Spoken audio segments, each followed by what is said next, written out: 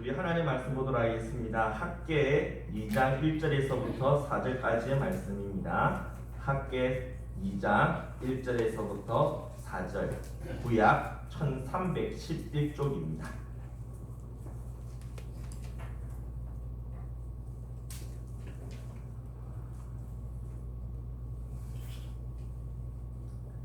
학계 2장 1절에서부터 4절까지의 말씀 제가 봉독하도록 하겠습니다. 일곱째 달 곧 그 달 21일에 여호와의 말씀이 선지자 학계에게 임하니라. 이르시되 너는 스라엘의 아들 유다 총독 스룹바벨과 여호사밧의 아들 대제사장 여호수아와 남은 백성에게 말하여이르라. 너희 가운데에 남아있는 자 중에서 이 성전의 이전 영광을 본 자가 누구냐? 이제 이것이 너희에게 어떻게 보이느냐? 이것이 너희 눈에 보잘것없지 아니하냐? 그러나 여호와가 이르노라. 스룹바벨아 스스로 굳세게 할지어다. 여호사밧의 아들 대제사장 여호수아야 스스로 굳세게 할지어다. 여호와의 말이니라. 이 땅 모든 백성아 스스로 굳세게 하여 일할지어다. 내가 너희와 함께하노라. 만군의 여호와의 말이니라. 네. 이제 우리 김미림, 우리 정연, 우리 특송 듣겠습니다.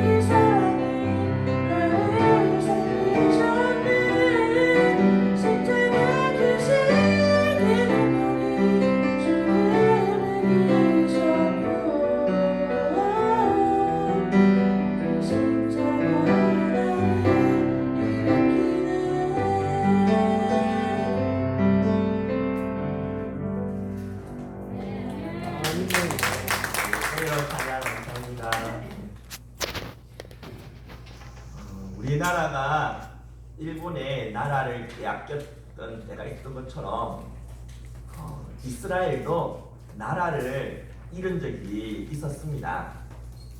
바벨론에 의해서 세 번의 침략을 받은 끝에 주전 586년에 완전히 나라를 그들은 잃게 되어졌죠. 이때 그들은 바벨론 땅에 포로로 끌려가서 먼 이국 땅에서 포로의 그런 신분으로 그렇게 살아가야만 했었습니다. 그러나 그들은 하나님의 은혜로 다시 그들의 이 고향인 예루살렘으로 돌아오게 됩니다. 주전 536년에 이 유다의 총독으로 임명받은 스룹바벨의 인솔하에 약 5만 명에 가까운 그런 유다 백성들이 바벨론 땅에서 나와서 그들의 고향인 예루살렘으로 돌아가게 된 것이죠. 이때 그들은 부푼 꿈과 기대가 있었습니다.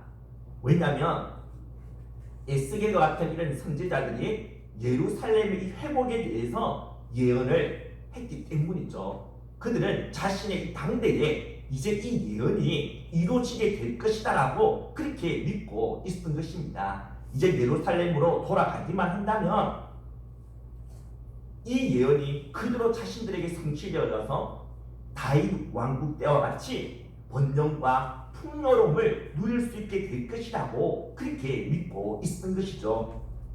그런데 막상 예루살렘으로 돌아와 보니 그들의 기대했던 것과 현실은 너무나 달랐습니다.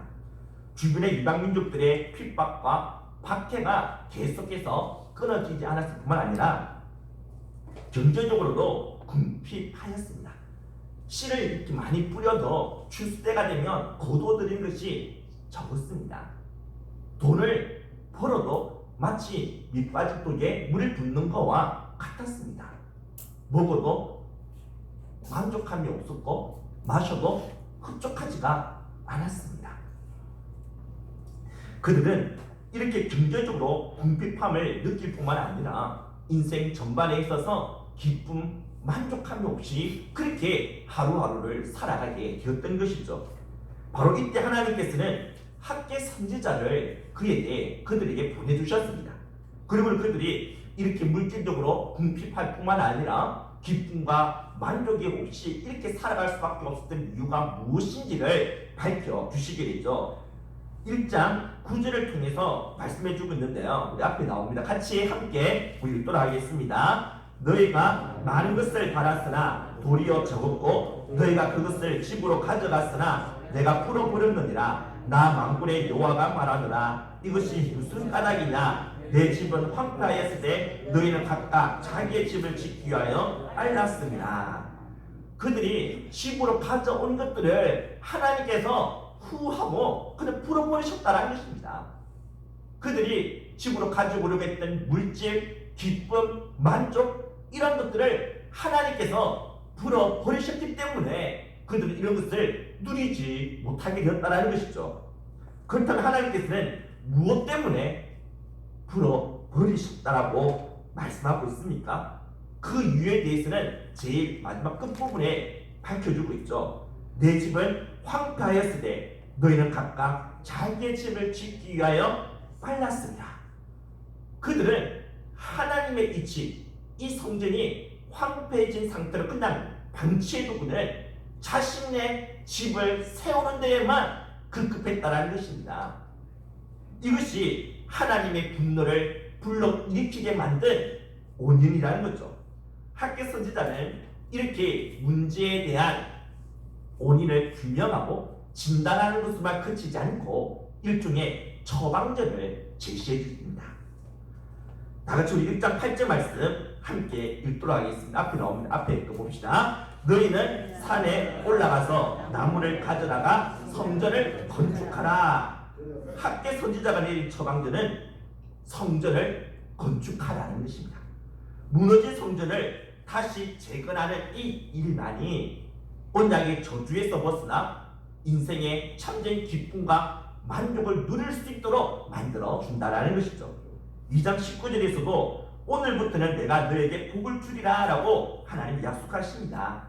성전을 다시 재건하는 그날부터 하나님께서는 이 언약의 저주를 거두어 버리시고는 언약의 이 복을 그들에게 부어 주시겠다라고 약속하고 있는 것이죠. 여러분, 이 말씀은 지금으로부터 2500년 전에 유다 백성들을 향해 하나님께서 하신 말씀입니다. 그렇지만 오늘 이 시대를 살아가는 우리를 향해서도 하나님께서는 동일하게 말씀하십니다. 성전을 건축하라. 사실 우리들도 이스라엘 백성들처럼 궁핍함을 느끼고 있지 않습니까? 물질적으로만 아니라 정신적으로, 영적으로 궁핍함과 허전함을 느끼고 있지 않습니까? 먹고 마시고 즐겨도 단지 그때뿐이지 왠지 모르는 이런 공허함, 이런 허전함에 우리가 시달리고 있지 않습니까? 이런 증상의 원인이 무엇이라고 생각하십니까? 이스라엘 백성들과 똑같이 우리들도 황폐하고 무너진 성전을 그대로 방치해두고 있기 때문은 아닐까요? 우리는 성전이라고 해서 이렇게 우리가 예배 때 드리는 이 예배당, 이 건물, 이 빌딩, 이 건물로 생각해서는 안 됩니다. AD 70년에 예루살렘 이 성전이 무너지고 난 이후로 지금까지 그리고 앞으로도 건물로서의 성전은 더 이상 존재하지 않습니다. 구약시대에 있었던 이 성전은 그림자요 모형입니다. 이 그림자의 실체는 예수 그리스도이십니다. 그래서 예수님께서는 이렇게 말씀하셨죠. 이 성전을 헐라 내가 3일 동안에 다시 일으키리라. 이것은 예수님 자신의 몸을 두고 하신 말씀인 것이죠. 나의 이 몸을 헐어라, 죽여라. 그렇지만 내가 3일 만에 나는 다시 일어날 것이다, 살아날 것이다 라고 말씀하신 것 아닙니까? 예수님이 바로 성전이라는 것이죠. 구약에 있었던 이런 성전들은 진정한 참 성전, 임마누엘 하시는 참 성전 되신 예수 그리스도를 예표하는 모형이요 그림자였던 것입니다. 이제 이 그림자의 실체이신 예수님이 이 땅에 오심으로 말미암아 더 이상 그림자로서의 이 성전은 필요하지 않게 되어진 것이죠. 참 성전이신 예수 그리스도, 그 예수 그리스도의 영을 소유하고 있는 저와 여러분들이 이제는 성전이 되어진다는 것입니다. 그래서 고린도전서 6장 19절에서 사도 바울은 이렇게 말씀하고 있죠. 우리 같이 한번 읽어봅시다. 같이 읽겠습니다. 너희 몸을 너희가 하나님께로부터 받은 바 너희 가운데 계신 성령의 전인 줄을 알지 못하느냐. 예수님의 영이신 성령을 모시고 있는 저와 여러분들이 바로 성령의 전, 성령님이 거하시는, 하나님이 거하시는 거룩한 성전이라고 말씀해주고 있는 것입니다. 그런데 우리의 성전은 지금 온전한 모습을 하고 있습니까? 성전은 하나님이 거하시고 임재해 계시는 곳입니다. 그곳에 임재해 계시는 하나님은 거룩하시고 영광의 하나님이십니다. 그렇다면 이런 하나님이 거하시는 그 성전은 반드시 하나님의 거룩함과 하나님의 영광이 나타나지 않겠습니까? 구약시대 솔로몬에 의해 성전이 완성되었을 때의 그 모습을 열왕기상 8장 10절과 11절에서 이렇게 묘사하고 있습니다. 우리 같이 함께 읽겠습니다. 제사장이 성소에서 나올 때에 구름이 여호와의 성전에 가득하매 제사장이 그 구름으로 말미암아 능히 서서 섬기지 못하였으니 이는 여호와의 영광이 여호와의 성전에 가득함이었다. 구름이 하나님의 이 성전에 가득해서 제사장들이 이 성전에서 제대로 일을 할 수 없을 정도였다라고 말씀하고 있습니다. 여기서 이 구름을 하나님의 쉐키나 곧 하나님의 임재의 그 영광을 나타내 보여주는 것입니다. 하나님의 이 영광이 가시적으로 구름의 모양으로 나타났다는 것이죠. 그래서 성전 바깥에 있는 사람들이 이 성전을 봤을 때 이곳은 정말 특별한 곳이다. 이곳은 정말 하나님이 계시는 곳이다. 거룩하신 하나님, 영광의 하나님이 임재해 계신 곳이구나 라고 모두가 인정할 수밖에 없었다는 것입니다. 그렇다면 성전이 된 우리들은 어떻습니까? 성전인 우리들에게도 하나님의 영광과 거룩함이 드러나고 있습니까? 세상의 사람들이 우리를 보면서, 성전이 된 우리를 보면서 하나님의 임재를 느끼고 있습니까? 우리를 보면서 하나님의 거룩하심과 영광의 그 빛을 그들이 보고 있습니까?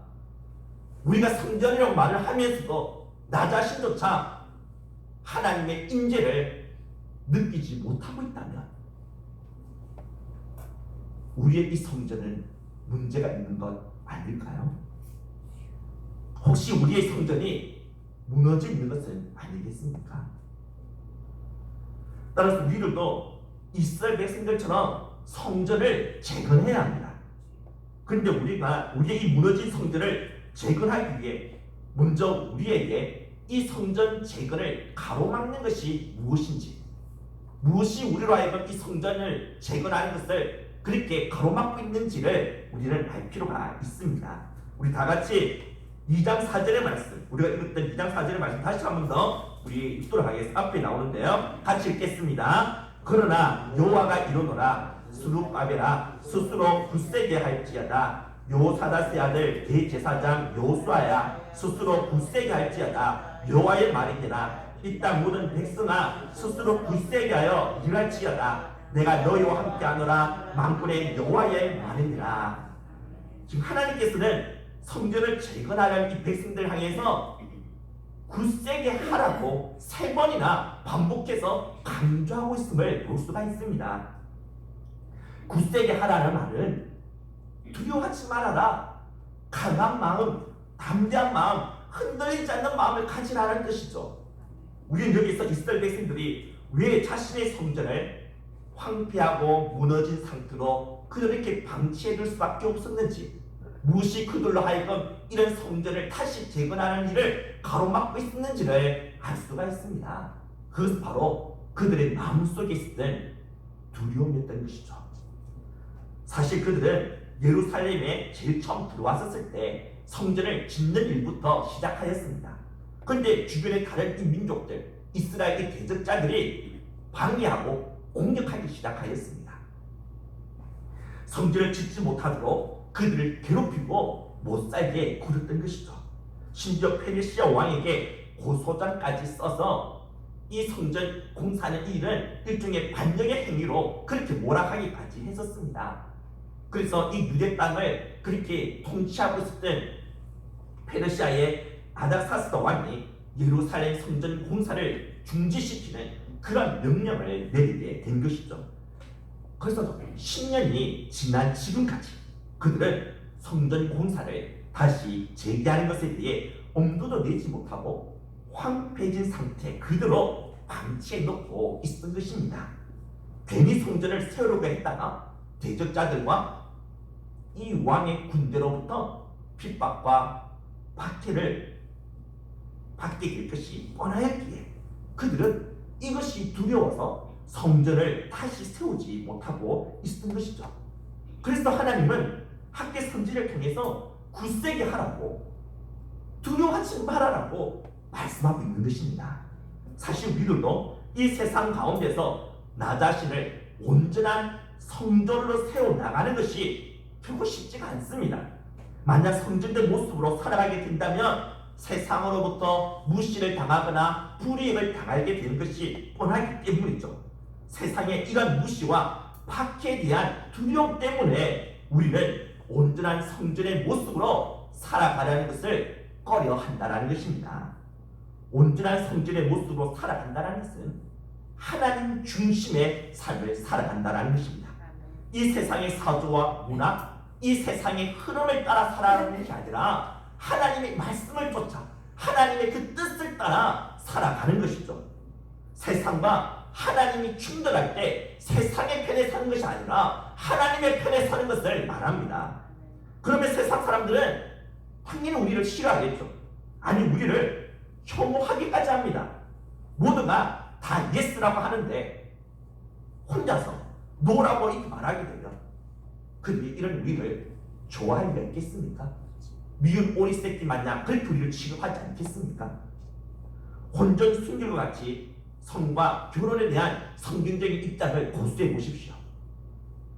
그들은 자유방임주의적이고 쾌락적인 자신들의 이 문화를 공조하지 않는 우리들을 시대착오적이고 편협한 사람으로, 심지어 광신자로 그렇게 취급해버립니다. 정신이 온전하지 못하고 공감 능력이 떨어지는 그러한, 한마디로 말해서 덜 떨어진 인간으로 취급하면서 교묘히 박해를 한다는 것이죠. 미국에서 가장 잘 나가는 패스트푸드 회사 중에 하나가 치펠레입니다. 이 기업의 창업자이자 최고 경영자인 트루이 캐시와 그의 아들 댄 캐시는 기독교의 신앙을 가진 자들로서 자신의 이 기업의 경영 목적을 다음과 같이 밝혔습니다. 우리에게 맡겨진 모든 것을 충실히 완수하는 청지기가 되어 하나님을 영화롭게 하고 치펠레와 관계되는 모든 사람들에게 선한 영향력을 미치는 것이다. 그들은 철저하게 성경적인 원칙에 근거해서 기업을 경영해 나갔습니다. 그들은 1946년에 처음 문을 연 때로부터 지금까지 가장 매출액이 높을 수밖에 없는 인류의 고추위를 안식일로 지키기 위해서 그들은 문을 닫고 있습니다. 단 지역사회에 재난이 닥쳐서 위로나 도움이 필요할 때에는 문을 열어서 이재민이나 봉사자들에게 치킨 샌드위치를 무료로 나눠주면서 하나님의 이 사랑을 실천하고 있는 것이죠. 그런데 이런 회사에 대해 미국 사회에서 불매운동이 일어나게 됩니다. 그 발단은 댄 캐시 사장이 남녀가 부부를 이루는 이 전통 결혼에 공개적인 지지를 보냈기 때문입니다. 그는 한 인터뷰에서 자신은 성경적인 가족 개념을 지지하고 찬성한다고, 결혼을 성경에서 정의한 바대로 남자와 여자의 결합이라고 말을 했습니다. 그가 했던 이 말 때문에 미국 사회에서는 그를 이렇게 동성애자와 같은 성소수자들에 대한 잘못된 편견을 가진 자로서, 그들을 심지어 증오하는 자로 그렇게 매도하고 비난하기 시작하였습니다. 그리고는 그의 기업마저 혐오 단체로 내부하면서 불매운동을 일으키기 시작하였죠. 그래서 시카고 부시장은 치펠레가 레스토랑을 개점하려고 하면 절대로 허락하지 않겠다라고 선언했고, 보스턴 시장도 보스턴에 치펠레 체인점 개수를 일절 허락하지 않겠다라고 했고, 샌프란시스코 시장도 치펠레 체인점이 샌프란시스코 40마일 이하로 근접하지 못하도록 법안을 추진하겠다라고 말하였습니다. 여러분, 정말 어이가 없지 않습니까? 결혼은 당연히 남자와 여자가 그렇게 서로 짝을 맺어서 하는 것이 당연한데, 이만 했다고 동성애자들을 차별한다고 이렇게까지 불매운동을 일으키고 있다는 것이죠. 청교도의 신앙 위에 세워졌던 나라, 그래서 한때는 기독교 국가라는 소리까지 들었던 미국에서 결혼에 대해 성경적인 입장을 밝히면서 하나님의 뜻대로 살아야 한다라고 말을 하니 이렇게까지 난리를 치며 박해하는 것을 볼 수 있습니다. 이것은 비단 미국만의 문제만은 아니겠죠. 우리나라로 지금 차별금지법, 평등법을 국회에서 통과시키려고 발버둥 치고 있지 않습니까? 그럼 이 법안이 통과되어지면 이 강단에서 이제 더 이상 동성애는 죄다, 동성애는 악이다라고 말할 수 없게 됩니다. 만약에 제가 이렇게 말을 하게 되면 오히려 제가 동성애자들을 차별한 그러한 죄를 범한 죄인이 되고 만다라는 것이죠.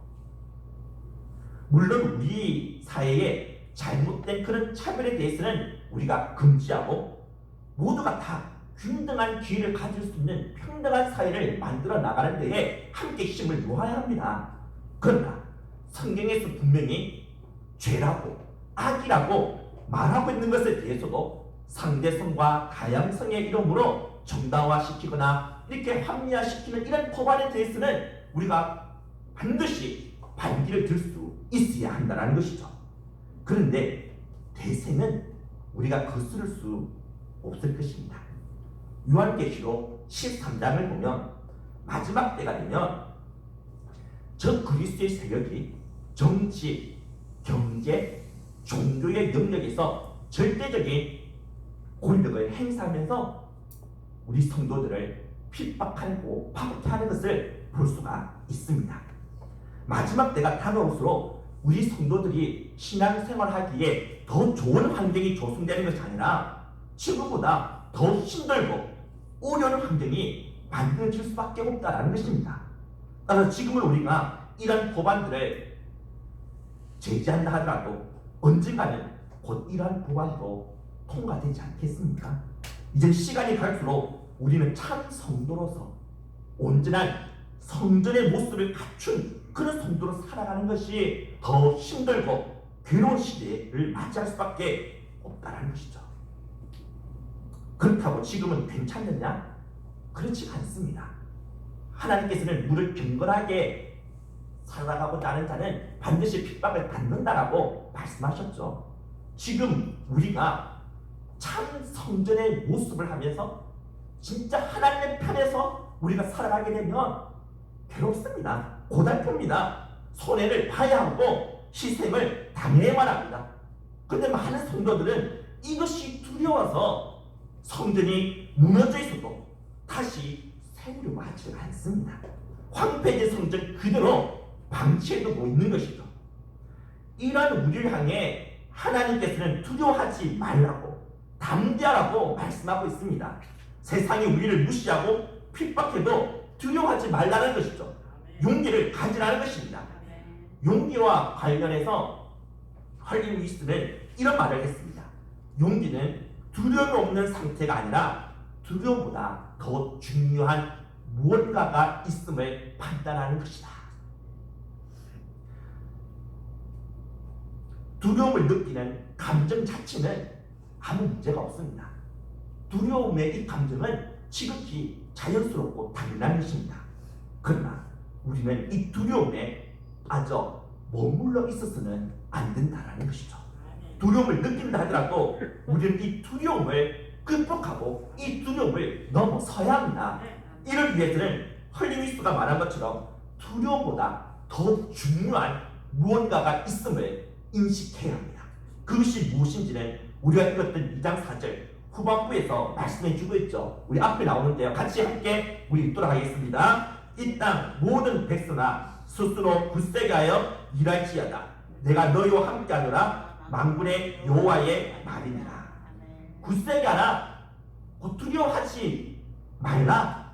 왜냐하면 내가 너희와 함께함이라라고 말씀하고 있다는 것입니다. 그렇습니다.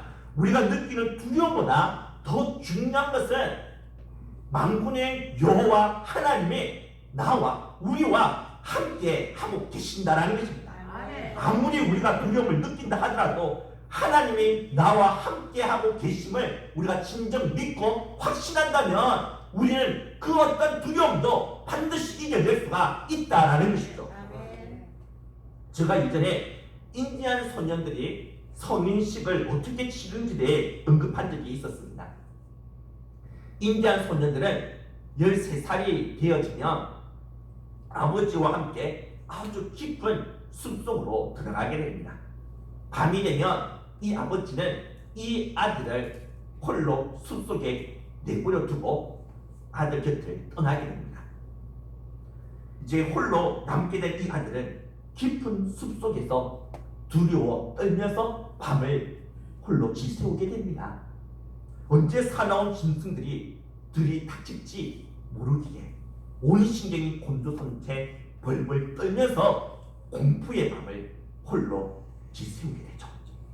그러다가 새벽에 되어 주변의 모습들이 조금씩 눈에 들어오게 될 때 자기에서 더 멀리 떨어지지 않는 가까운 곳에 어떤 한 사람이 화살을 자기 쪽으로 겨냥한 채 서 있는 모습을 보게 됩니다. 자세히 보니 바로 자신의 아버지인 것이죠. 아버지는 거기에서 자신과 함께 밤을 지새우고 있었던 것이었습니다. 혹시 짐승이 나타나 자신의 이 아들을 해칠까봐 이 아버지는 잠도 자지 않고 두 눈을 부릅뜨고 이 아들 쪽을 향해 화살을 겨냥한 채 그렇게 밤을 꼬박 세우고 있었던 것이었죠. 소녀는 자신은 혼자라고 생각했지만 혼자가 아니었습니다. 자기 곁에 바로 이런 아버지가 함께하고 있었던 것이었죠. 만약 이 소년이 자기 곁에 아버지가 함께하고 있다는 사실을 볼 수 있었다면 이 아들은 두려워 떨면서 그렇게 홀로 밤을 지새우지는 않았을 것입니다. 아니, 평안한 마음으로 이 밤에 잠을 잘 수도 있지 않았겠습니까? 그러나 이 아들이 두려워 떨면서 그렇게 공포의 밤을 지새울 수밖에 없었던 이유는 자기 곁에 계셨던 아버지를 보지 못했기 때문인 것이죠.